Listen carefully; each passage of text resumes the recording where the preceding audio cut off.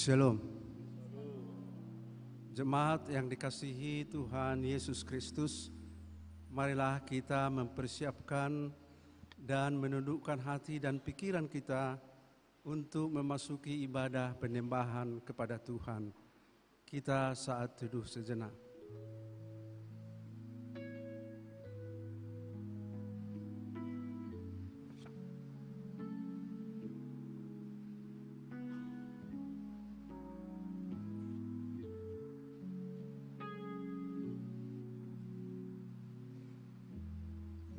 Amin.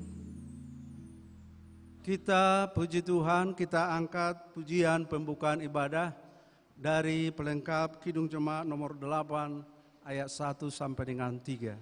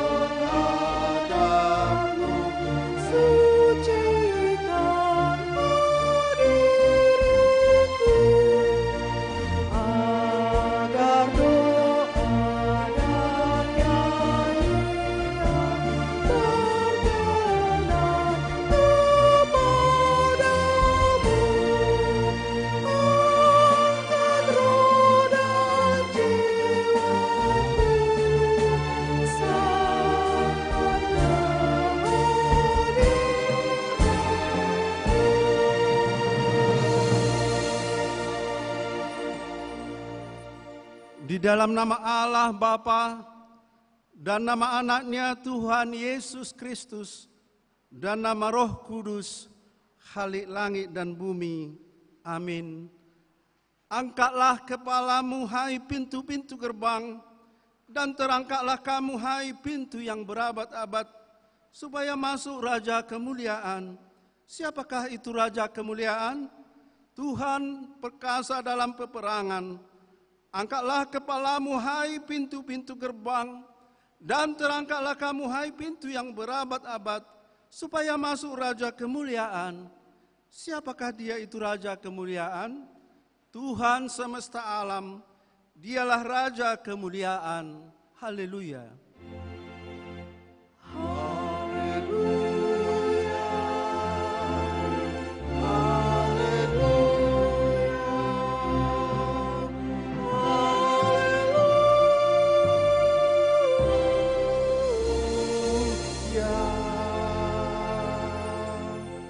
Kita berdoa.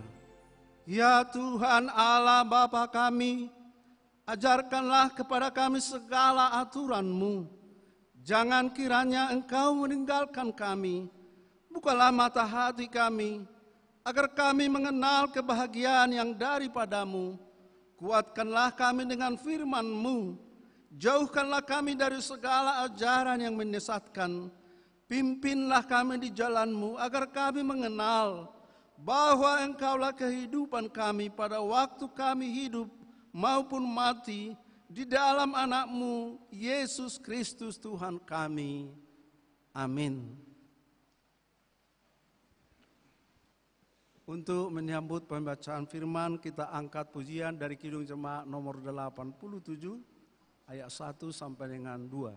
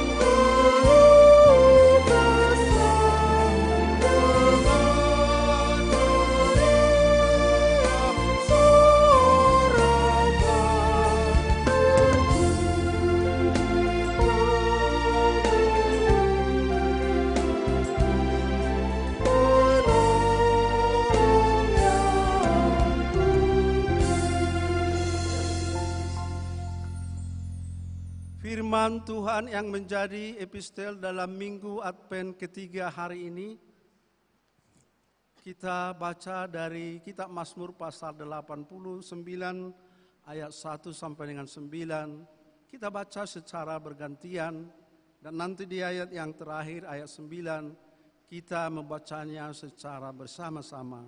Demikian firman Tuhan. Nyanyian pengajaran etan orang Esrahi. Aku hendak menyanyikan kasih setia Tuhan selama-lamanya, hendak memperkenalkan kesetiaan-Mu dengan mulutku turun-temurun. Sebab kasih setiamu dibangun untuk selama-lamanya, kesetiaan-Mu tegak seperti langit. Engkau telah berkata, telah kuikat perjanjian dengan orang pilihanku. Aku telah bersumpah kepada Daud hamba-Ku. Untuk selama-lamanya aku hendak menegakkan anak cucumu dan membangun tahtamu turun-temurun. Sebab itu langit bersyukur karena keajaiban-keajaiban-Mu ya Tuhan, bahkan karena kesetiaan-Mu di antara jemaah orang-orang kudus. Sebab siapakah di awan-awan yang sejajar dengan Tuhan, yang sama seperti Tuhan di antara penghuni surgawi? Allah disegani dalam kalangan orang-orang kudus, dan sangat ditakuti melebihi semua yang ada di sekelilingnya. Ya Tuhan Allah semesta alam, siapakah seperti Engkau? Engkau kuat ya Tuhan, dan kesetiaan-Mu ada di sekelilingmu. Demikian firman Tuhan. Yang berbahagia adalah setiap orang yang mendengar firman Allah, yang menghayati serta mengamalkannya. Amin. Kita angkat pujian syukur. Kita bernyanyi dari Kidung Jemaat nomor 91 ayat 1 sampai dengan 2. Dari Kidung Jemaat nomor 79 ayat 1 sampai dengan 2.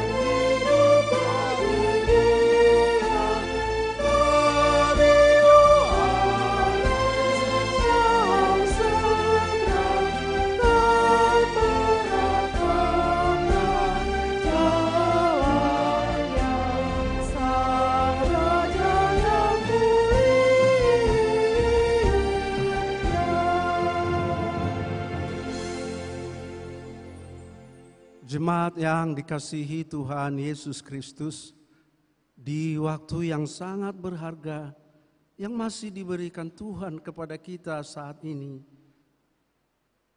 marilah kita mengingat, menggumulkan, merenungkan, menyesali, dan memohon keampunan atas segala dosa dan kesalahan kita di hadapan Tuhan.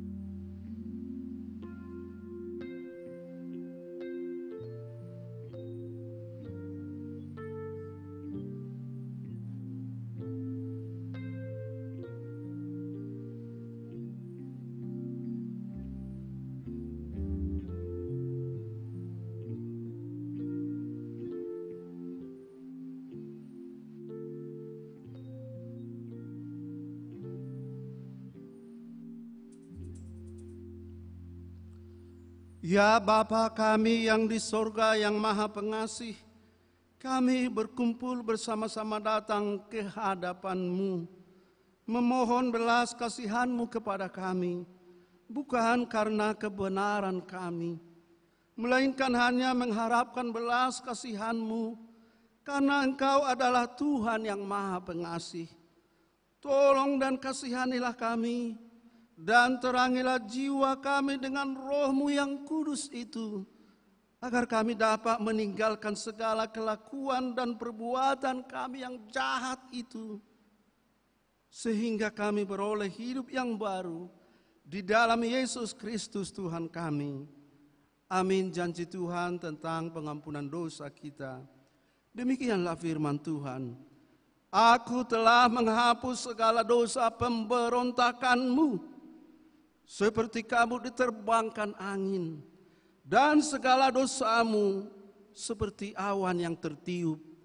Kembalilah kepadaku, sebab aku telah menebus engkau. Segala kemuliaan bagi Allah di tempat yang maha tinggi. Amin. Kembali kita angkat pujian syukur. Kita bernyanyi dari Kidung Jemaat nomor 91. Ayat 1 sampai dengan 2.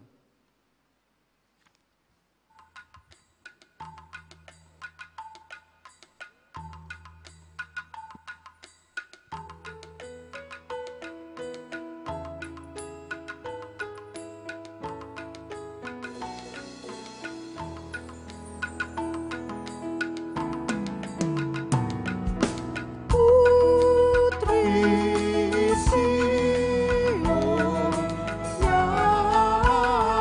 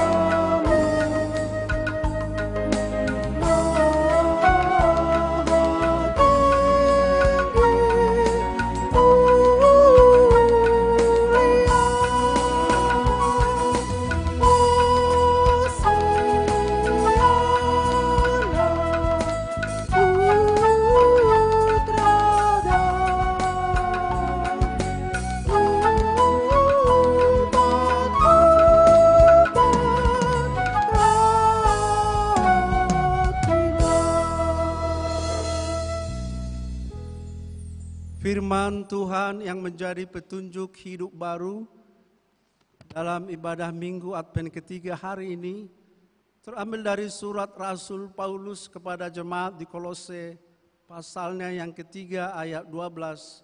Demikian firman Tuhan.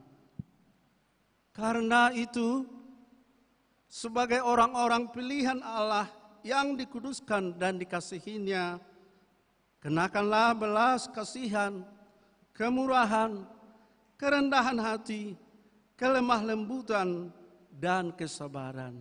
Demikian firman Tuhan, marilah kita memohon kekuatan dari Tuhan. Ya Allah Bapa kami, berilah kami kekuatan untuk melakukan yang sesuai dengan firman-Mu. Amin. Kita angkat kembali pujian syukur. Kita bernyanyi dari Kidung Jemaat nomor 85, ayat 4 sampai dengan 5.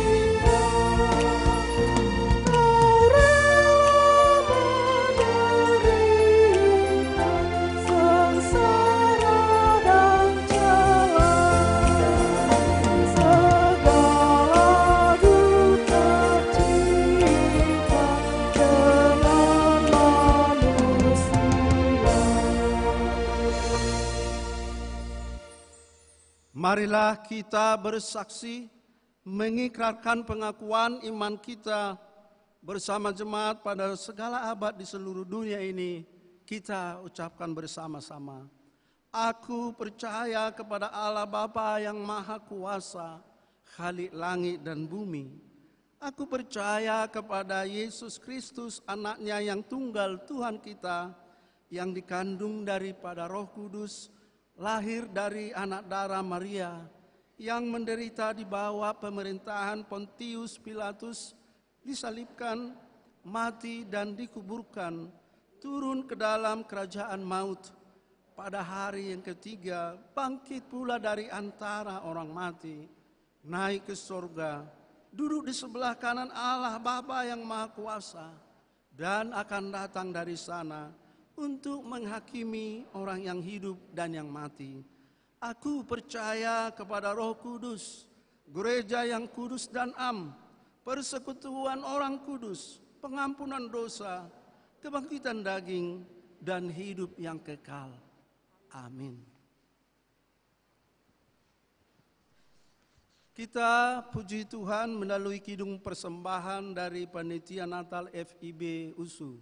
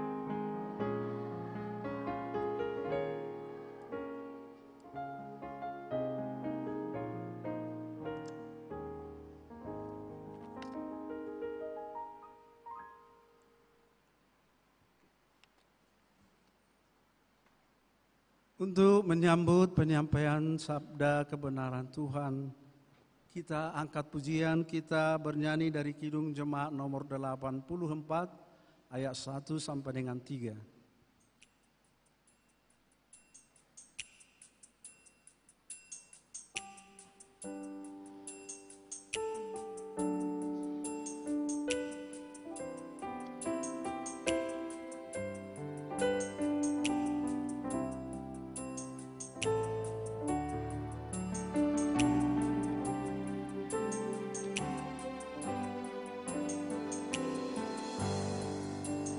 Ya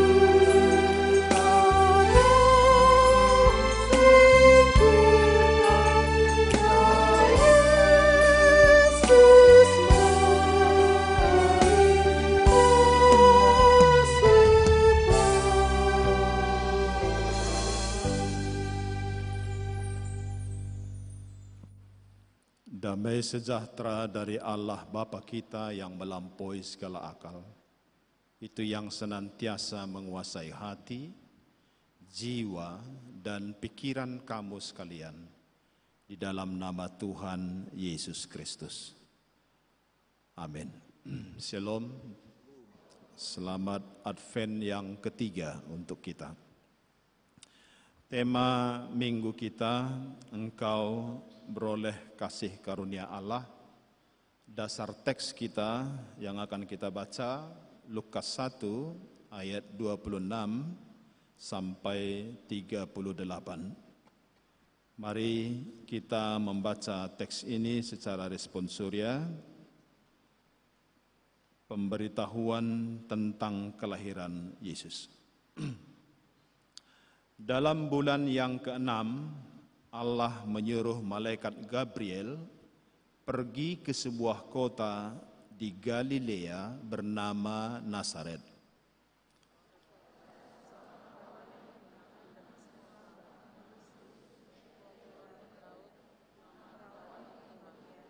Ketika malaikat itu masuk ke rumah Maria, ia berkata, "Salam, hai engkau yang dikaruniai, Tuhan menyertai engkau."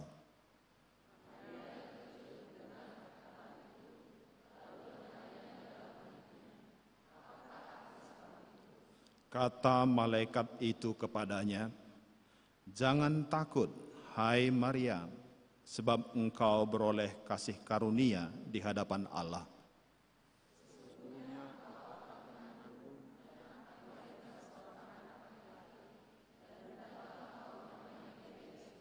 Ia akan menjadi besar dan akan disebut Anak Allah yang Maha Tinggi, dan Tuhan Allah akan mengaruniakan kepadanya tahta Daud, bapa leluhurnya.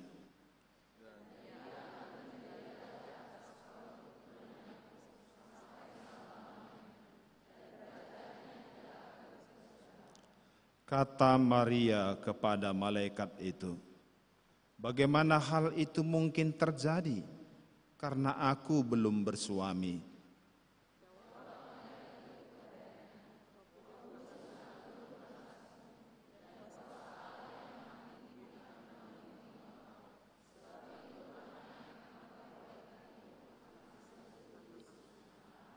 Dan sesungguhnya Elisabet, sanakmu itu, ia pun sedang mengandung seorang anak laki-laki pada hari tuanya, dan inilah bulan yang ke-6 bagi dia yang disebut mandul itu. Kita sama-sama. Kata Maria, "Sesungguhnya aku ini adalah hamba Tuhan. Jadilah padaku menurut perkataanmu itu." Lalu malaikat itu meninggalkan dia. Dalam bulan yang ke-6, itu terhitung dari perkunjungan malaikat Gabriel kepada Zakaria, suami Elisabet yang tinggal di kota Yehuda, tepatnya di desa En-Karem. Dalam pertemuan itu, respon Zakaria adalah ragu-ragu, tidak percaya, dan akhirnya dia dibisukan. Berbeda sekali dengan sambutan istrinya, yaitu Elisabet. Dia bersukacita memuji Allah, sama seperti Hana, istri Elkana, ibu Samuel, yang juga sebelumnya adalah mandul. 6 bulan berikutnya, malaikat menjumpai Maria di rumahnya di Nazaret, satu kota di kaki bukit yang sangat terjal, sekitar 23 km dari Danau Galilea. Maria merespon kunjungan malaikat itu dengan iman, hati yang tulus dan suci. Bapak, Ibu, saudara-saudari, ada dua tingkat pemahaman, yaitu logis, masuk akal, dan transendental, tidak masuk akal atau melampaui akal.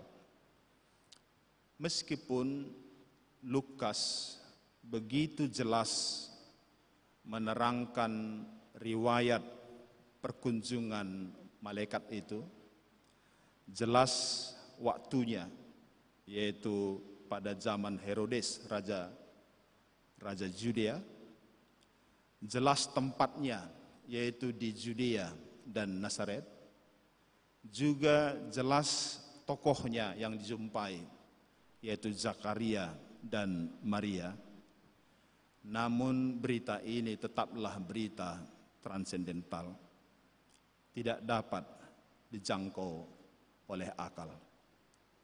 Sepintas lalu kalau kita baca, terkesan perjumpaan malaikat dan Maria ini bukanlah satu cerita rakyat yang biasa, tetapi ini adalah sebuah misteri.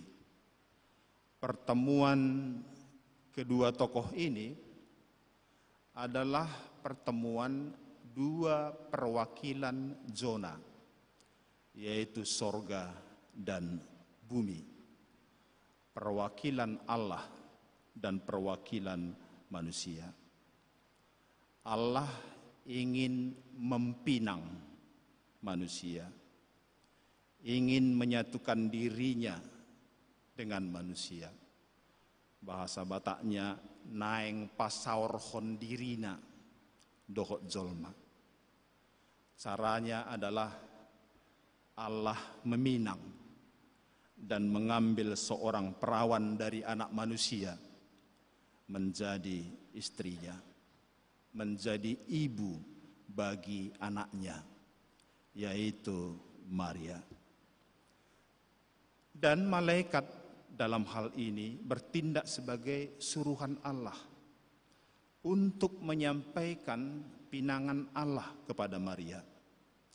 Dari percakapan mereka, malaikat menjelaskan kepada Maria apakah maksud perkawinan itu, yaitu supaya juru selamat dunia yang sudah lama dijanjikan sejak zaman purbakala direalisasikan, lahir, datang ke tengah-tengah dunia dan diam di antara orang yang berkenan kepadanya. Jadi makna perkawinan Allah dan manusia di sini sama sekali bukan dalam arti biologis, tapi dalam arti transendental dan spiritual. Arti transendental adalah Allah sorgawi mendamaikan dan membaurkan dirinya dengan dunia. Dan arti spiritual adalah supaya manusia beroleh kasih karunia Allah dan mendapat terang hidup di dunia ini. Selama ini dunia hidup dalam kegelapan dan dalam kesesatan. Dan sekarang Allah ingin dunia mendapat terang dari sorga, agar manusia tidak lagi berjalan dalam kegelapan, tapi berjalan dalam terang sorgawi. Dan Maria dipinang untuk mewujudkan dan merealisasikan kasih karunia Allah itu. Jadi pertemuan kedua tokoh ini adalah merintis jalan persatuan, jalan persekutuan, dan jalan perdamaian antara sorga dan bumi, antara Allah dengan manusia, yang akan dinyatakan dalam kelahiran sang bayi, anak Allah sekaligus anak manusia, yaitu Yesus Kristus, Tuhan kita. Dalam bulan yang ke-6, Allah menyuruh malaikat Gabriel kepada seorang perawan bernama Maria. Dalam kesempatan ini, saya mau menelisik kedua tokoh ini. Yang pertama, malaikat. Bagi pembaca Alkitab, kemunculan malaikat dalam peristiwa Natal tentulah sangat mencengangkan dan mengejutkan manusia. Mengapa? Dalam Perjanjian Lama dikisahkan bahwa kemunculan malaikat pertama kali adalah di zaman Abraham, tahun 1900 sebelum Masehi, yaitu kepada Hagar yang pada waktu dia hamil melarikan diri dari rumah Abraham karena ia selalu ditindas oleh Sarah. Kemudian berita terakhir kemunculan malaikat adalah dari pengakuan Daniel kepada Raja Darius. Dari gua singa dia katakan bahwa malaikat telah datang mengatupkan mulut singa-singa ini. Itu terjadi sekitar tahun 550 sebelum Masehi. Dan setelah itu tidak ada lagi berita tentang malaikat. Barulah ketika zaman Raja Herodes, tiba-tiba sosok malaikat muncul kembali menjumpai Zakaria di Judea, Maria di Nazaret, dan para gembala di Bethlehem Efrata sekitar tahun 6 sebelum Masehi. Jadi dari tahun 550 sampai 6 sebelum Masehi berarti ada 544 tahun tidak ada lagi berita tentang malaikat.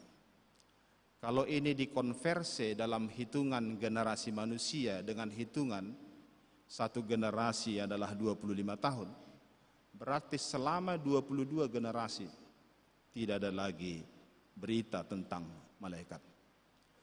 Ketika baru-baru ini ada isu Orde Baru, generasi Z bertanya, apa itu Orde Baru? Padahal masih satu generasi. Lalu bagaimana kalau 22 generasi? Maka malaikat itu sudah dianggap sebagai dongeng atau sebagai sebuah legenda. Tapi tiba-tiba yang dianggap dongeng ini muncul di depan mata dan telinga mereka. Ini betul-betul transendental, sangat mencengangkan. Jadi sejak tahun 550 sebelum Masehi tidak ada lagi malaikat membawa berita dari sorga. Jangankan malaikat, nabi juga sebagai pembawa berita dari Allah tidak ada lagi.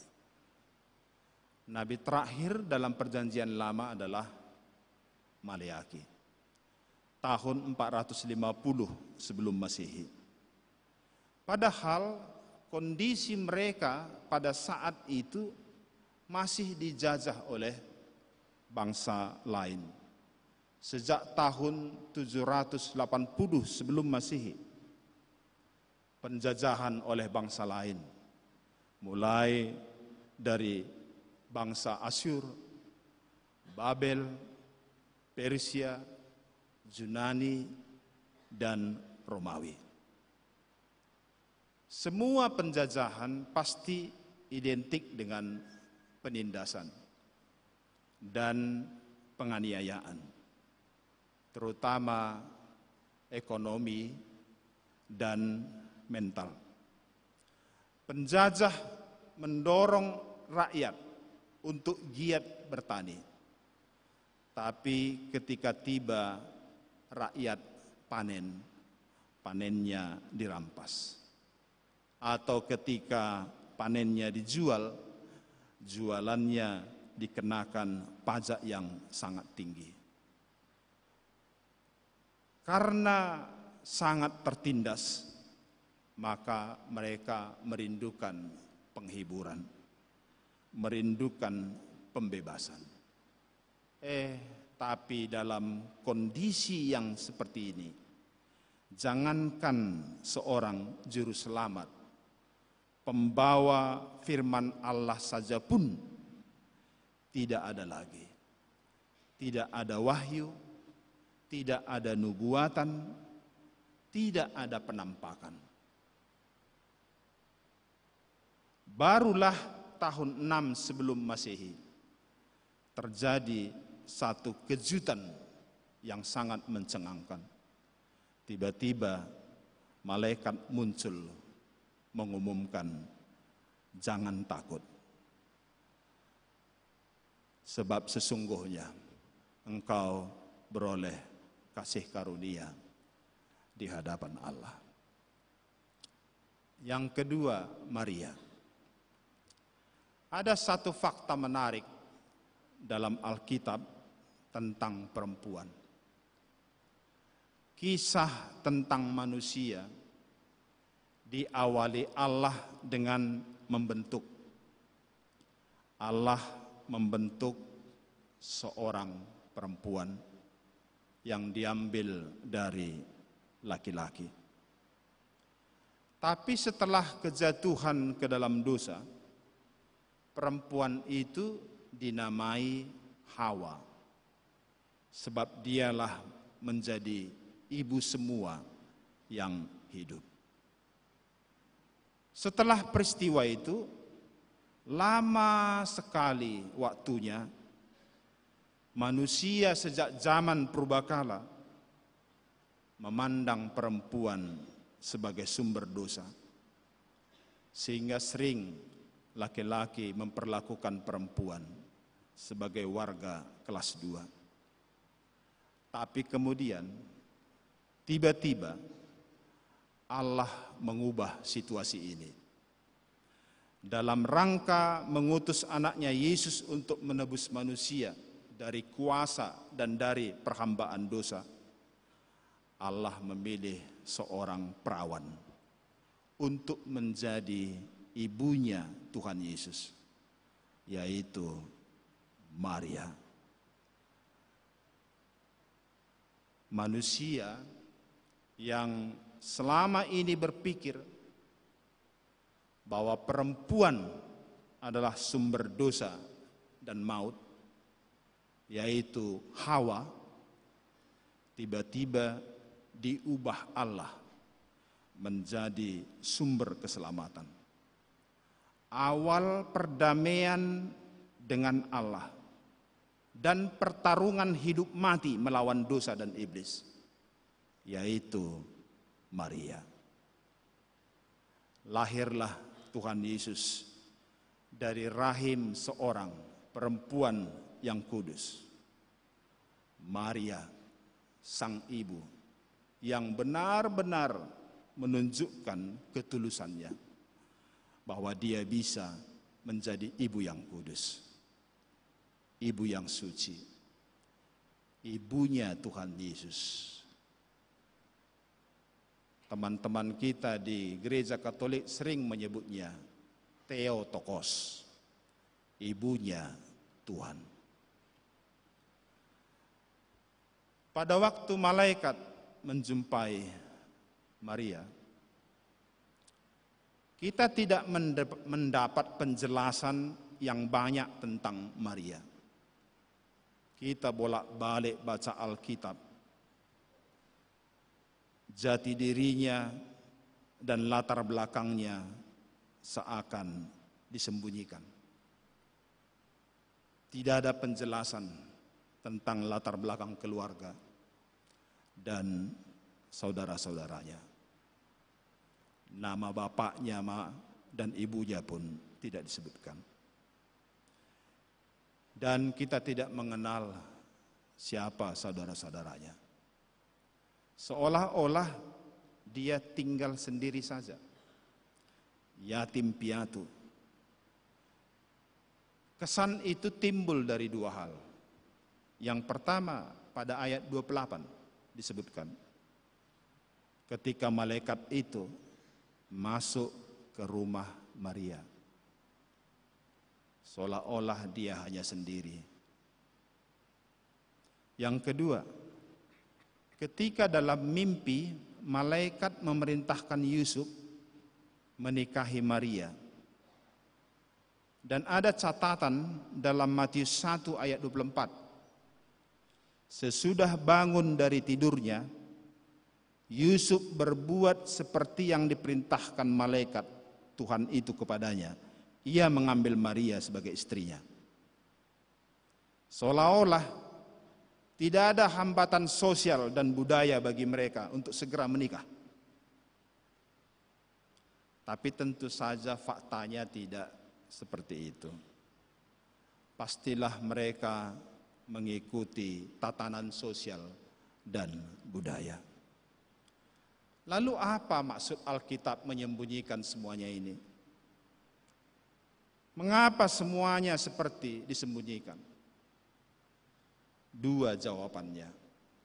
Yang pertama, bagi Yusuf dan Maria, ini adalah sebuah misteri, rahasia ilahi yang harus disimpan rapat-rapat. Karena orang tidak akan percaya seperti Zakaria. Lagi pula orang sudah memandang malaikat itu hanya sebuah legenda. Yang kedua,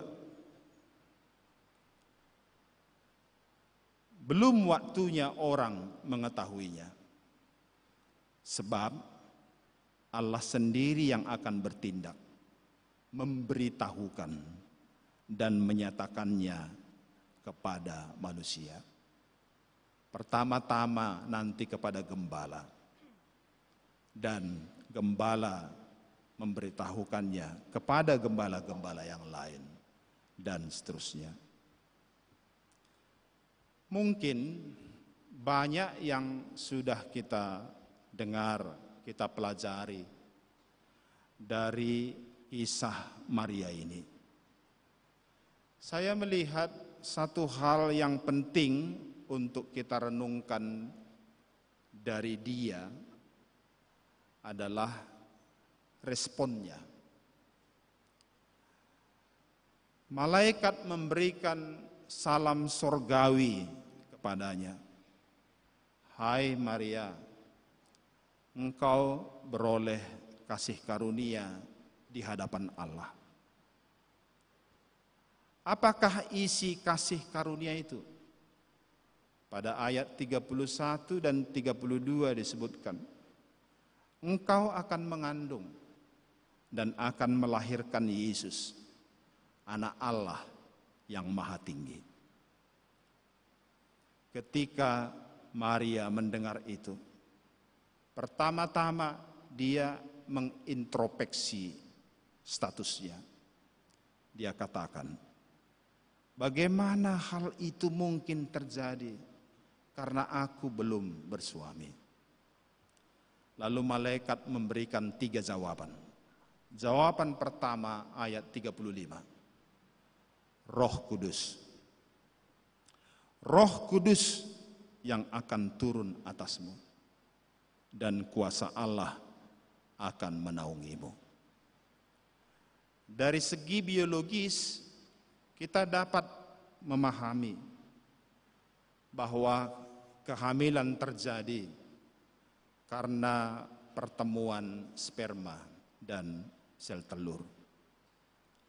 Malaikat katakan, Roh Kudus yang akan menjadi spermatozoikum untuk membuahi sel telur Maria. Sehingga anak itu akan disebut kudus, anak Allah. Yang kedua ayat 36. Lihatlah Elisabet yang sudah lebih dahulu mengalami kemustahilan kehamilan di hari tuanya. Yang ketiga ayat 37. Sebab bagi Allah tidak ada yang mustahil. Ini semua transendental. Pikiran manusia tidak dapat menyelami jalan Tuhan. Maka satu-satunya yang harus diperbuat bukan mempertanyakannya, tapi meresponnya. Lalu apa respon Maria? Penting sekali kita renungkan respon sambutan Maria atas salam sorgawi yang disampaikan oleh malaikat. Responnya dituliskan pada ayat 38. Sesungguhnya aku ini hamba Tuhan, jadilah padaku menurut perkataanmu. Jika ditanya, sejak kapankah Maria mengandung? Tentu jawabannya bukan ketika malaikat itu mengucapkan salam, tetapi ketika Maria merespon, menyambut salam surgawi itu. Isi berita yang disampaikan malaikat semuanya bersifat keakanan. Engkau akan mengandung, Roh Kudus akan turun, kuasa Allah akan menaungi, dan tiada yang mustahil bagi Allah. Setelah mendengar itu semua, Maria merespon, menyambutnya, jadilah padaku. Maka ketika itu terjadilah padanya pada saat itu juga.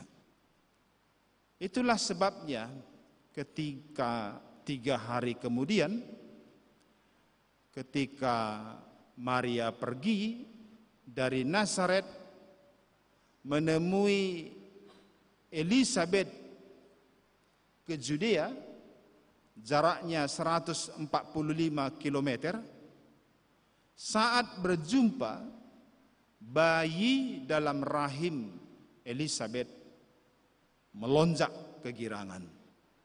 Lalu Elisabet menyambut Maria dengan ucapan, siapakah aku ini sampai ibu Tuhanku datang mengunjungi aku.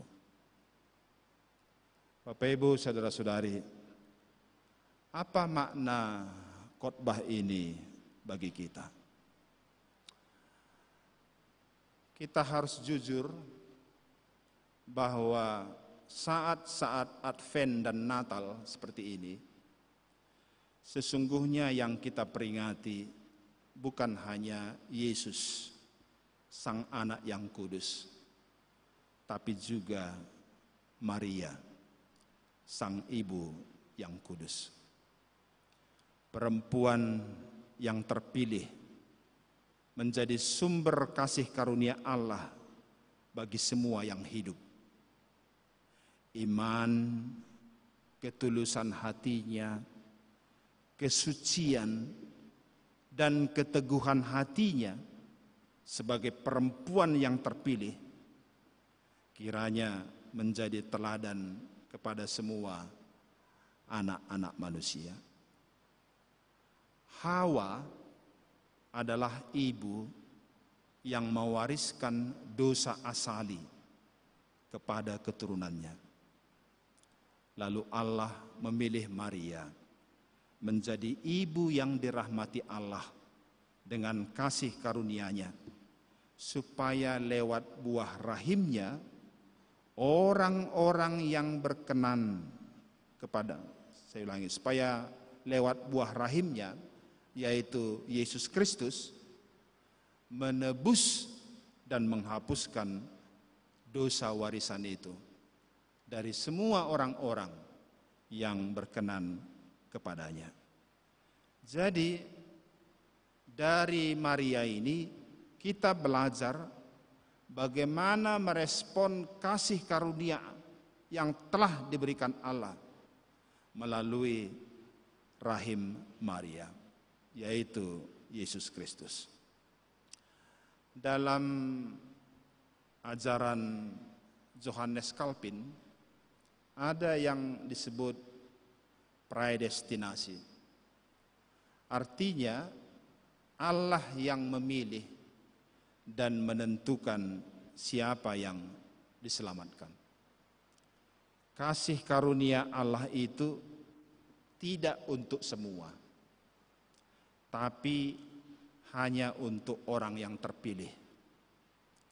Kasih karunia Allah itu yaitu Yesus Kristus, Juru Selamat dunia, bukan untuk semua, tapi hanya untuk orang-orang yang berkenan kepadanya. Pernyataan inilah yang dikumandangkan oleh malaikat dan bala tentara sorga dalam Lukas 2 ayat 14. Kemuliaan bagi Allah di tempat yang maha tinggi dan damai sejahtera di bumi di antara manusia yang berkenan kepadanya. Dan disinilah Maria memberikan keteladanan kepada kita untuk merespon kasih karunia Allah itu. Katakanlah seperti yang dikatakan Maria, jadilah padaku menurut perkataanmu. Semasa masih di bumi, Tuhan Yesus pernah bertemu langsung dengan beberapa orang yang sudah tidak punya harapan lagi secara medis dan secara logis untuk sembuh. Tapi mereka percaya bahwa Allah dapat melakukannya. Misalnya ambil contoh seperti perempuan yang sudah 12 tahun menderita pendarahan, yang telah berulang-ulang diobati oleh berbagai tabib hingga semua harta yang ada padanya menjadi ludes. Tapi kondisinya makin parah. Atau misalnya seperti Bartimeus, seorang yang buta sejak kecil. Kebutaan itu membuatnya menjadi pengemis.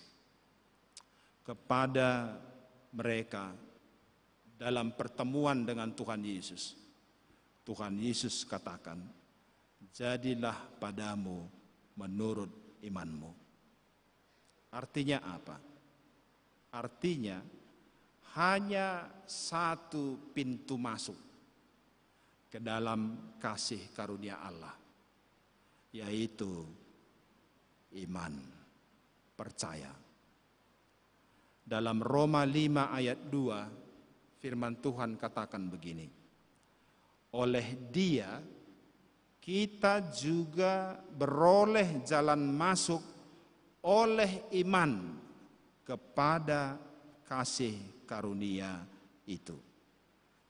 Di dalam kasih karunia ini kita berdiri dan kita bermegah dalam pengharapan akan menerima kemuliaan Allah. Apakah iman itu? Iman itu adalah menyerah atau menaklukkan diri kepada perkataan Allah. Sebagaimana Maria katakan dalam ayat 38, jadilah padaku menurut perkataanmu. Amin. Mari kita berdoa. Bapa di sorga, kami bersyukur dan berterima kasih atas waktu dan kesempatan yang Tuhan berikan kepada kami. Kami bisa mendengarkan sedikit perkataan-perkataan-Mu yang kami gali dari kitab suci-Mu. Sedikit perkataan-perkataan-Mu yang boleh kami percakapkan dan dengarkan dari kitab suci-Mu. Bapa sendirilah kiranya yang memberkatinya bagi kami, menjadi firman yang berkuasa untuk menuntun dan menggerakkan kami, supaya kami hidup, berpegang dan berjalan di dalam kebenaran firman-Mu. Terima kasih ya Bapa di sorga, rahasia-rahasia sorgawi Tuhan ungkapkan kepada kami. Engkau menyatakan cinta kasih-Mu yang begitu besar kepada kami lewat pemahaman-pemahaman yang transendental yang tidak boleh dijangkau oleh akal dan pikiran kami. Tapi kami bersyukur dan berterima kasih kami bisa mengerti karena Tuhan memberikan kepada kami iman, percaya. Sebab karena kami percaya, maka kami bisa mengerti jalan-jalan-Mu, karya-karya-Mu, menyatakan kasih-Mu di dalam hidup kami. Terima kasih Tuhan. Kami menyerahkan hidup kami yang penuh dengan tantangan pergumulan, penuh dengan kelemahan-kelemahan, sakit penyakit. Kami memiliki harapan-harapan, cita-cita dan rancangan dalam kehidupan kami ini. Semuanya terbuka, terang di hadapan-Mu.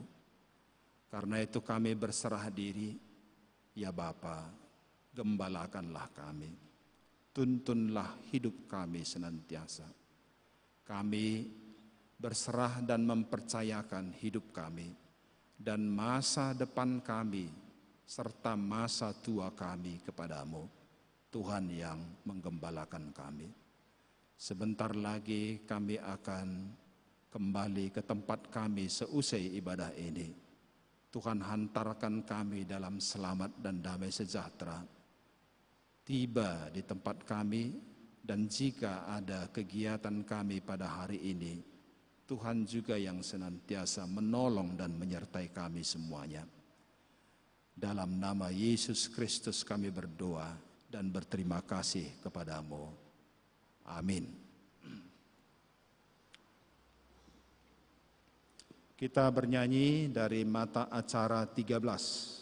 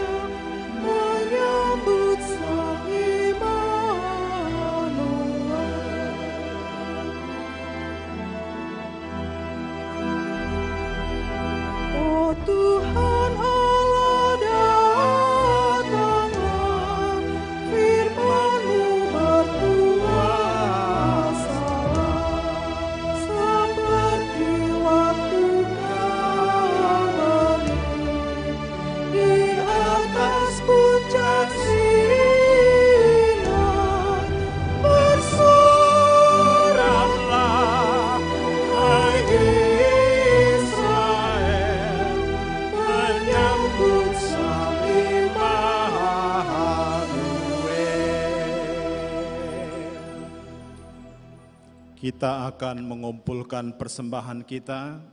Kita dihantar oleh firman Tuhan yang tertulis dalam Galatia 6 ayat 9. Demikian firman-Nya. Janganlah kita jemu-jemu berbuat baik, karena apabila sudah datang waktunya, kita akan menuai jika kita tidak menjadi lemah. Amin. Mari kita persiapkan dan kumpulkan persembahan kita.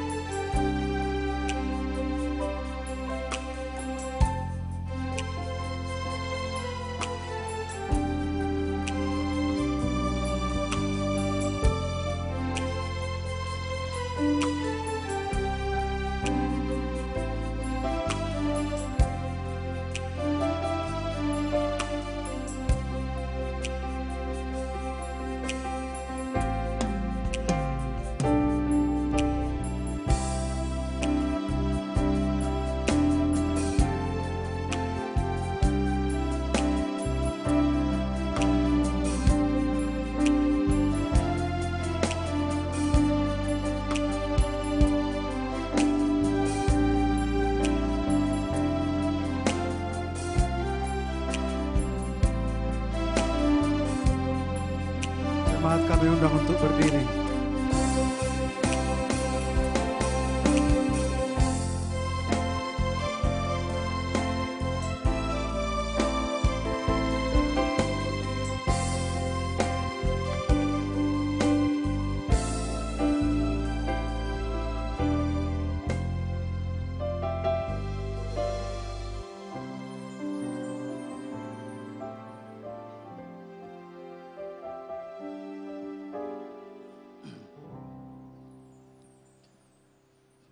Kita berdoa.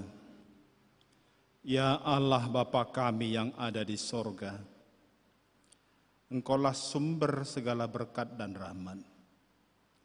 Kami persembahkan di sini sebagian dari yang Tuhan beri kepada kami sebagai kurban persembahan kami kepadamu. Adapun yang kami persembahkan ini adalah yang kami terima daripadamu. Karena siapakah kami sehingga kami dapat memberi kepadamu. Kasihanilah kami ya Tuhan. Terimalah kurban persembahan kami ini menjadi dupa yang harum di hadapan-Mu. Berkati dan peliharalah agar kami menggunakan persembahan ini untuk kejayaan kerajaan-Mu di tengah gereja-Mu di seluruh dunia ini. Bukalah hati kami dengan Roh-Mu yang kudus, agar kami senantiasa mengucapkan terima kasih kepadamu dalam nama Yesus Kristus Tuhan kami. Amin. Aku cinta sepanjang hidupku, bagiku makin indah cahaya kasih-Mu. Sungguh, sungguh cahaya kasih-Mu.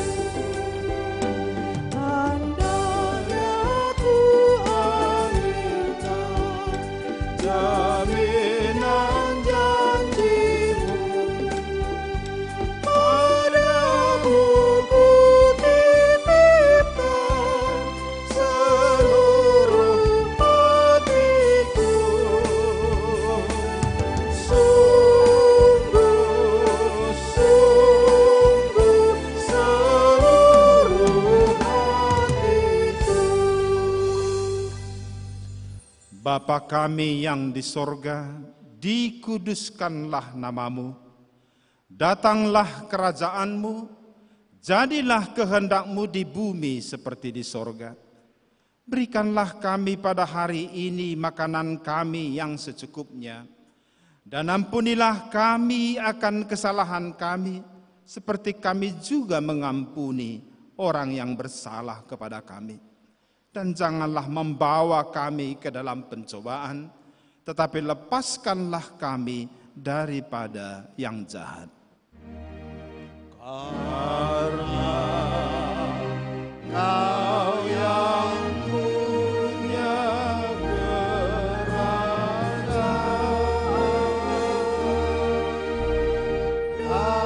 dan kekuasaan dan kemuliaan sampai selama-lamanya. Amin.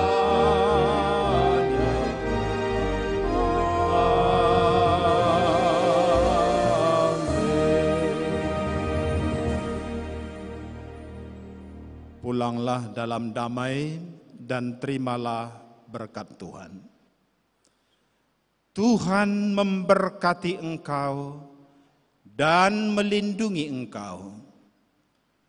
Tuhan menyinari engkau dengan wajah-Nya dan memberi engkau kasih karunia. Tuhan menghadapkan wajah-Nya kepadamu dan memberi engkau damai sejahtera. Amin.